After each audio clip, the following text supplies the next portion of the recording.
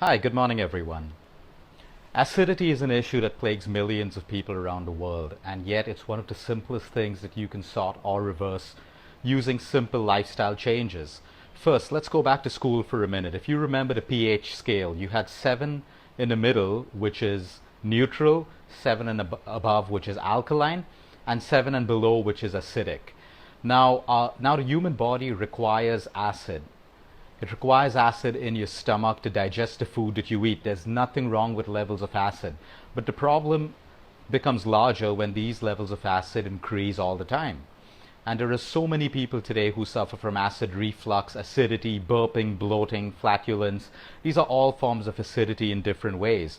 And if not handled properly at the right time, they can cause innumerable ailments, right from cancer to diabetes to poor skin quality to the inability to lose weight to poor skin quality, hair, and everything. Because you see, every cell in your body, billions and billions of cells, require oxygen for the health of those cells. Now, in an acidic body, these cells become anaerobic, which means they don't allow oxygen to reach the cell completely. So when your cells are deprived of oxygen, which is the vital life force, we have problems, we have disease. And popping antacids may not be your best bet because antacids come along with their own side effects. If you keep taking antacids, number one, your body may become immune to it, which means you need to take higher dosages or more antacids at more frequent intervals. Number two, most antacids have magnesium in, which causes diarrhea. So then they add aluminium to the antacid, which causes constipation. And people with high blood pressure, people with kidney diseases, antacids can wreak havoc with the medication they take and their condition. So taking an antacid is a simple fix to getting rid of acidity, but it only treats acidity at a symptomatic level. In lifestyle medicine, we look at addressing the root cause of the problem. So I'm going to discuss with you simple, inexpensive lifestyle changes that you can make right now, right today, to take care of your acidity. Number one, the gaps between your meals. We need to understand that an average meal takes 3.5 to 4 hours to digest in the human body. After that, your stomach will produce hydrochloric acid for digestion automatically. So if you keep a gap of more than 3.5 to 4 hours between your meals, you become acidic naturally.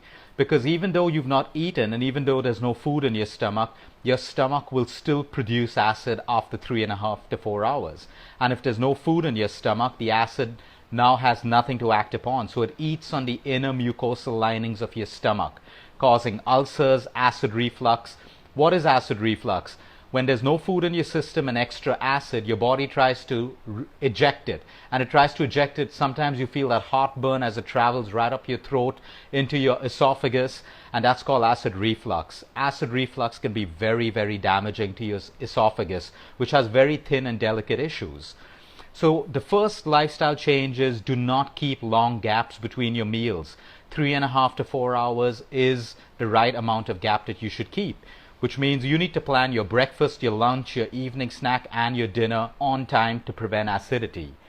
Number two, when you eat your meals too quickly, we all know that digestion starts in the mouth, and your teeth are used to break down your food into smaller bits.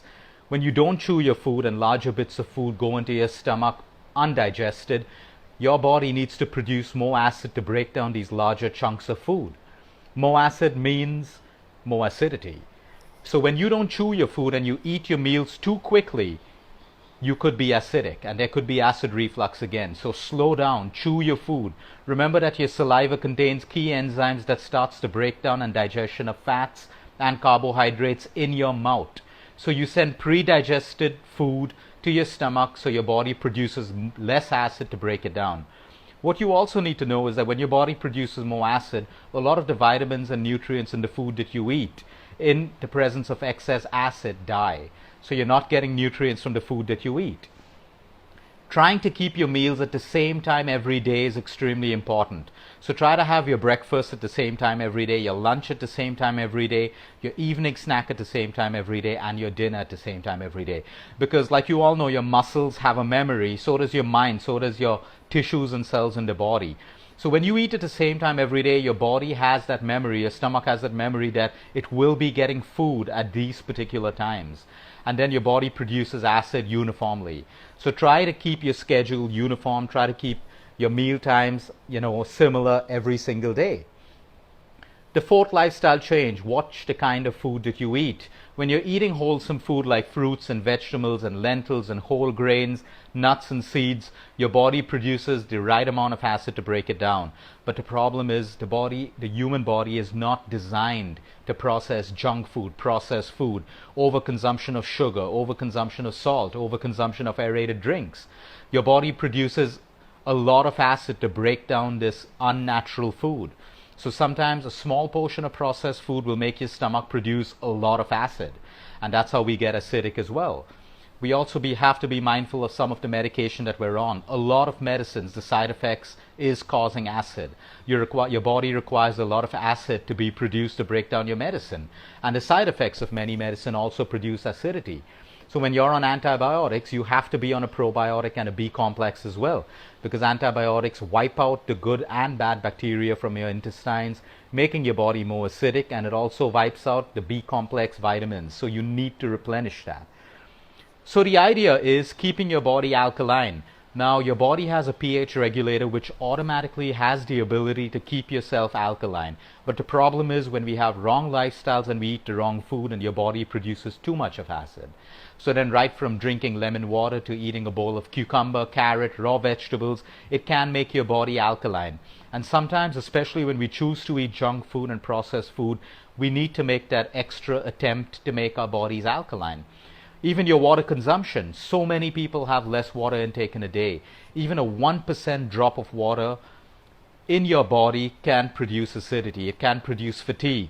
It can produce innumerable problems in the body. So make sure that you have the right amount of water in your system every day. Practicing yoga, practicing pranayama, there are certain asanas and certain breathing exercises that can reduce the you to explore that as well. And then, of course, there's the power of oxygen.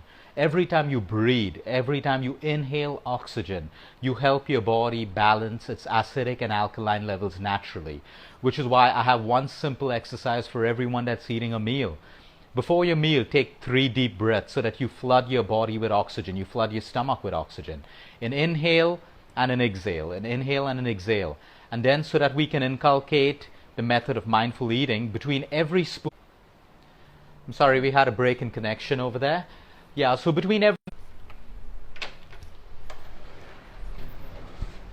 Sorry, we had a bad connection over there.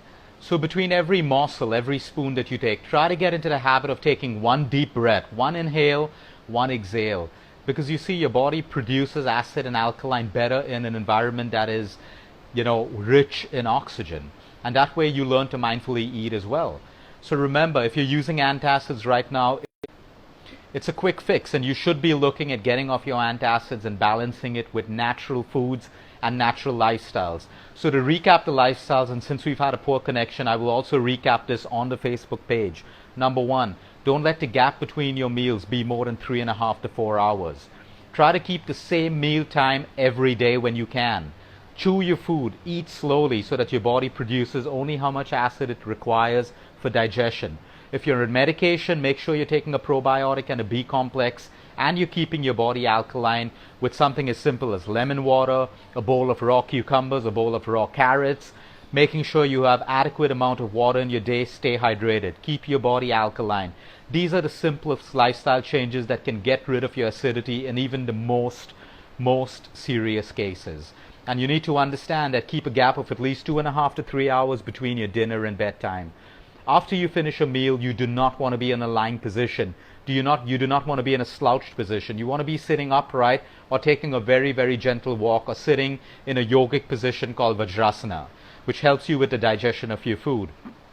Because the moment you sit in a slouched position or you sleep, you allow acid reflux to happen naturally.